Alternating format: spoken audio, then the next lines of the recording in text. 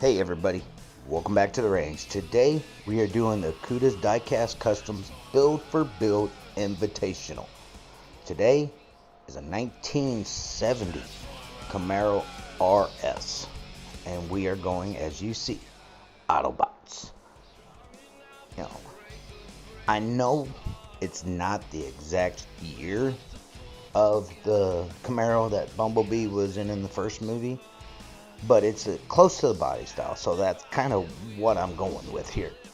We're going to start off, of course, drilling out the posts, popping it apart, popping the wheels out, the normal routine to get it going. And, I have multiple castings of this car, so in case, I need a reference, or in case I got to do a mock-up or something, while it's in the stripper, I have something to use to keep something going, to keep busy while I'm waiting for it to get the stripper. Unfortunately, the stripper didn't remove all the paint, but you'll find that out. And then later on the video, I had to use sandpaper to get it mostly off. But here it is, going in the gun oil. It's just, I got so many projects coming up, as you see in the background. I got a couple trucks hauling trailers. I got the 4 horsemen builds coming up. And the thing is, the hardest part was trying to find tires that replicated the one set that they had in the movie. And luckily enough, I took the rear tires off of this 92 Mustang casting I had that matched the Camaro's casting. And I had another set of wheels that matched the front set. So, it worked out. They were pretty much almost identical to the ones on the Camaro in the movie. I made the axle for the rear tires, pretty easy, pretty, movable and with a paper clip. The front axle I had to kind of shorten a little bit, but all in all, it turned out really well. It rolled really smooth. It didn't have any issues like sticking. I didn't have to modify anything really. And here's my spare casting that I got, like I said, that I can use for mocking up. And that's where I got to where I wanted to make sure the wheels fit, because they already worked on the base. I just needed to make sure they fit with the body on top of it and everything else. I'm mocking it up, getting ready, just seeing where I can go with it. As you seen earlier, I painted the interior, painted the base, and here I am mocking it up. There's nothing wrong with mocking up a bunch of times. It's like what they say, measure twice, cut once. But in this time, mock up 5 times, finish up once. And the tires, I don't know how I got so lucky with the tires that I had. Just, they fit perfectly, they moved perfectly. It went so well that, this build actually was a 1-day build.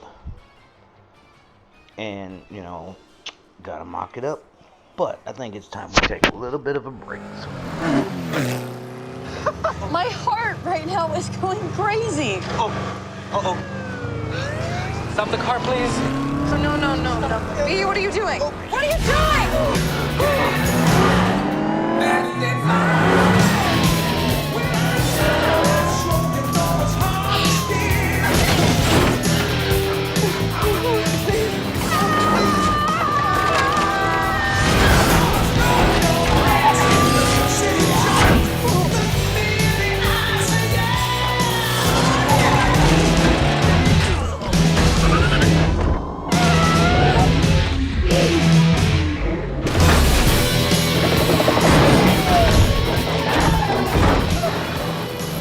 That was insane. Alright everybody, welcome back. Hope nobody got in any trouble. As you see here, I'm taking the sandpaper. A lot of the paint did not come off. Not only did I have to use sandpaper, I had to use a pick to get inside the grooves, and get all that excess paint off. But most of it came out, so I was actually pretty happy with that. Here I am taping off the base, because part of it's going to be yellow. and some of it's going to be chromed up. I wanted to try to get as accurate as I could, even though it's not the same year. And, here I am painting the interior, because the seats kind of have like a racing stripes going down them in the car, the actual Bumblebee Camero.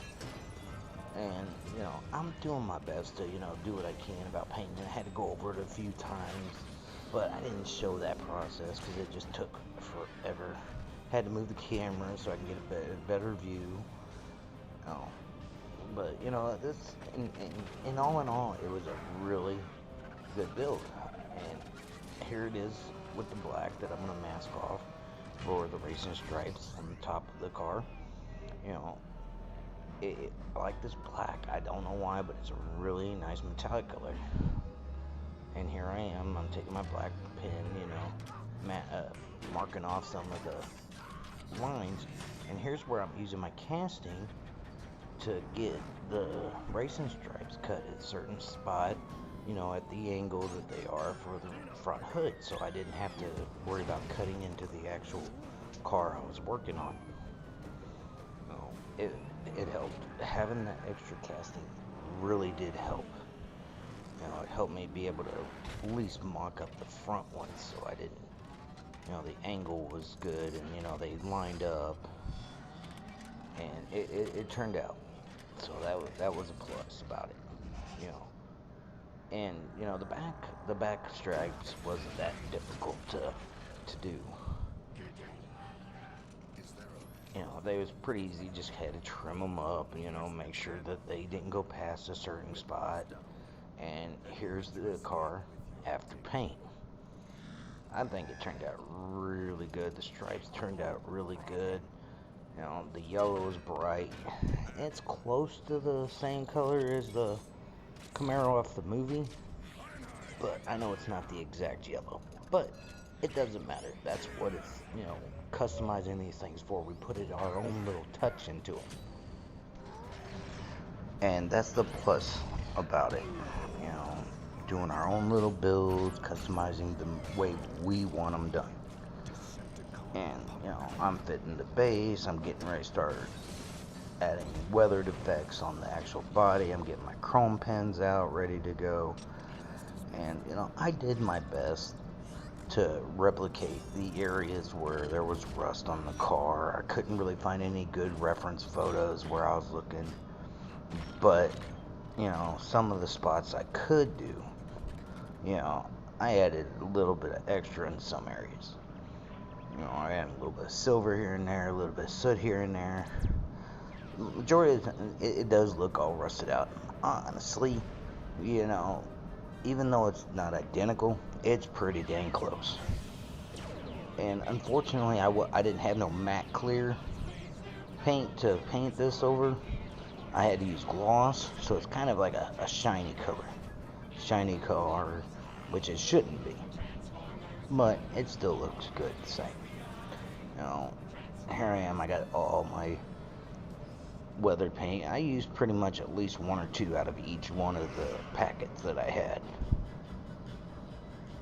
And, here I am going over the base, making sure it looks all rusted up, and, it's not really going like extent on the base because you won't really see the base. The more I did it, the more I was kind of feeling more confident in where the rust and stuff had to be. And here I am throwing some caliber 50 customs decals. I wish I had Autobots ones. I would have thrown them on there. But, it's going to somebody else, so I thought I'd throw one of my logos on there. But y'all remember what we started with. I hope y'all like it as much as I do. And Drew from Drew's Custom Diecast. Hope you enjoy it. As soon as I can, it'll be in the mail heading towards you. So let's see the final result.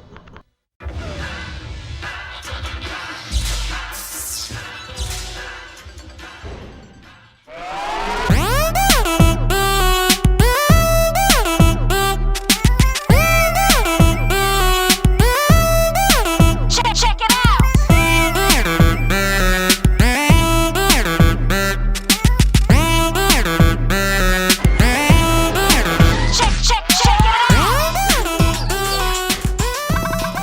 Beep.